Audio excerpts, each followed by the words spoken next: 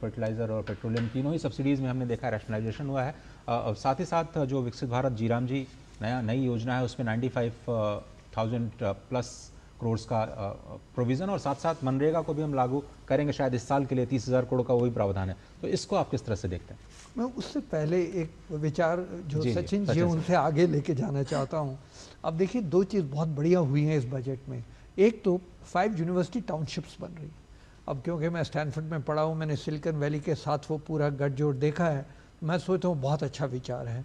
5 townships का मतलब है, आप समझ लीजिए अगर इस देश में हम 5 स्टैनफोर्ड इक्विवेलेंट सिलिकॉन वैलीज बना सकें तो आप देख सकते हैं 2047 में हमें कोई रोक नहीं सकता है। वो बहुत बड़ी बात है। दूसरी बात वही एजुकेशन पे जो इन्होंने नेशनल इंस्टीट्यूट ऑफ आयुर्वेदिक बनाया ना, national institute all India institute of medical sciences के बराबर में, वो मुझे लगता है हमारा कल्चरल विरासत की बहुत बड़ी बात है। तो फीमेल लेबर फोर्स पार्टिसिपेशन बहुत आगे बढ़ गया है। कहाँ 10 साल पहले हम लोग 18% थे, आज हम लोग 31% पे हैं। और ये डेडिकेटेड फीमेल हॉस्टल्स बना रहे हैं अलग अलग जगह पे। तो मुझे लगता है कि विकसित भारत की ओर जिस डायरेक्शन पे जा रहे हैं और जिस तरीके कल्चरल हेरिटेज को प्रमोट कर रहे हैं, खास करके all India institute of Ayurvedic sciences और 5 सिटीज़ टियर 2 टियर 3 में जो यूनिवर्सिटी टाउनशिप्स बनेगी, कोटा आपको याद होगा, पर ये कोटा नहीं होगा, ये मेरे को लगता है स्टैनफोर्ड सिलिकॉन वैली होगा। तो बहुत अच्छी बात।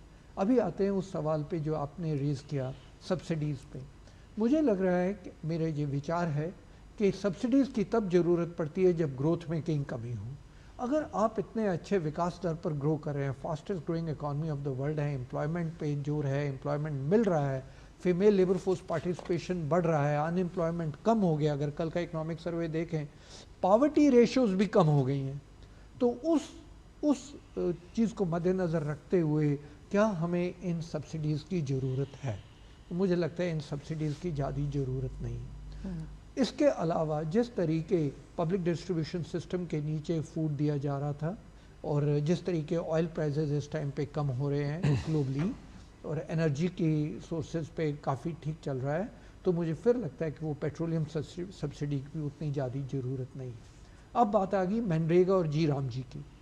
मनरेगा को रिफॉर्म करना ही था। अगर आप कल का इकोनॉमिक सर्वे देखें उसमें बहुत अच्छे तरीके बताया गया है कि किस तरीके जो मनरेगा था उसमें चैलेंजेस थे और किस तरीके जी राम जी के नीचे उनको हम लोगों ने एक एक चैलेंज को लेके उसमें इम्प्रूवमेंट किया है।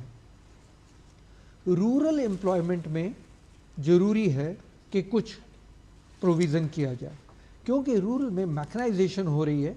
मैकेनाइजेशन से काफ़ी ज़्यादा लेबर अवेलेबल है ड्यूरिंग नॉन पीक पीरियड। उसको ठीक तरीके अगर आप यूटिलाइज ना करेंगे तो वो जो आइडल लेबर है वो देश की प्रगति के लिए वेस्टेज है। तो जिस तरीके अब मनरेगा की जगह जी राम जी और जी राम जी के नीचे 4 क्रिटिकल एरियाज़ में आप लेबर यूज़ करेंगे, वेल डिफाइंड है, अभी अनसर्टन नहीं है, तो वो एक ग्रोथ ओरिएंटेशन है। तो इसलिए जी राम जी का जो प्रोविज़न किया है वो मुझे लगता है वाजिब है और लॉजिकल और कंसिस्टेंट है। बिल्कुल। और लगातार बजट 2026 पर हम जो बड़ी बातें हैं उस पर लगातार हमारा फोकस है, लेकिन